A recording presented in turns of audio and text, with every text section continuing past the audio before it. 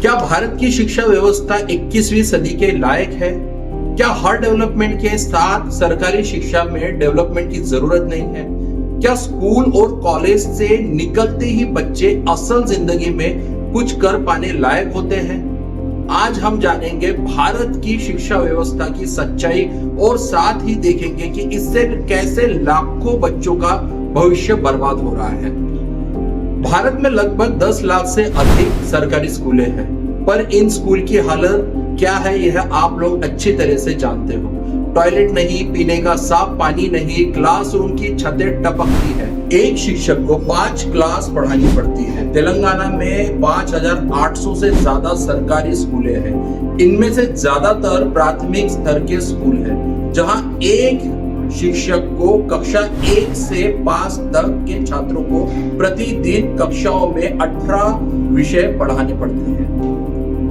2023 की रिपोर्ट के अनुसार कई जगह 30% भारत में सरकारी स्कूल में फुल टाइम हेडमास्टर तक नहीं है। शहरों में लाखों माता पिता बच्चों को प्राइवेट स्कूल में भेजते हैं, सोचते हैं कि यहाँ उनका फ्यूचर सिक्योर होगा।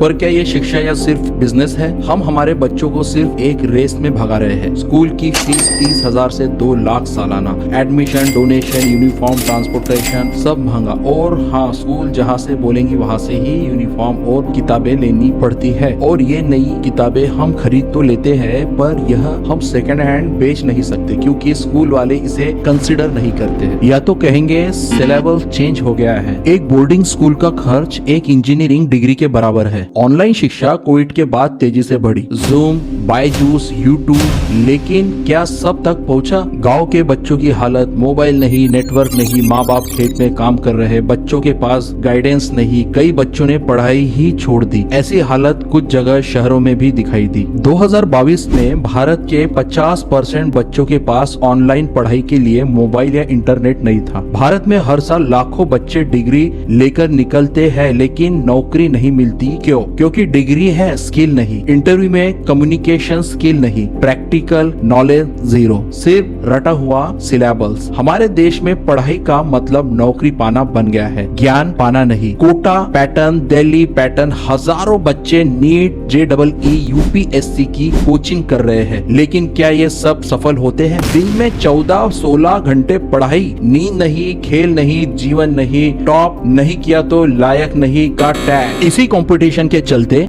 2023 में कोटा से सालाना रिकॉर्ड 26 छात्रों का आत्महत्या का मामला दर्ज किया गया, जो 2015 के बाद का सबसे बड़ा वार्षिक आंकड़ा था। यह लगातार बढ़ते तनाव, प्रतिस्पर्धा और कोचिंग की संस्कृति को बेपर्दा सच्चाई को उजागर करता है।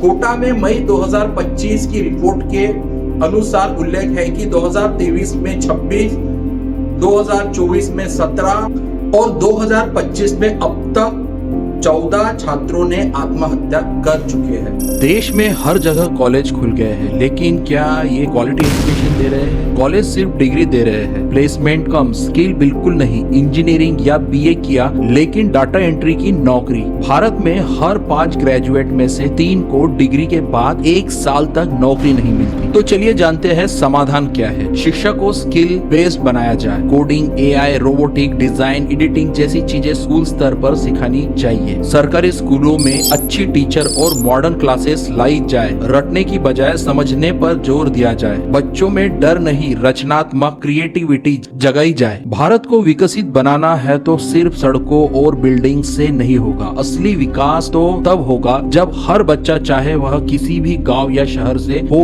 अच्छी और समान शिक्षा पाए। अगर आप भी इस शिक्षा सुधार में बदलाव चाहते हैं तो इस वीडियो को शेयर कीजिए। मैं ताज द स्पेशल रिपोर्ट से धन्यवाद।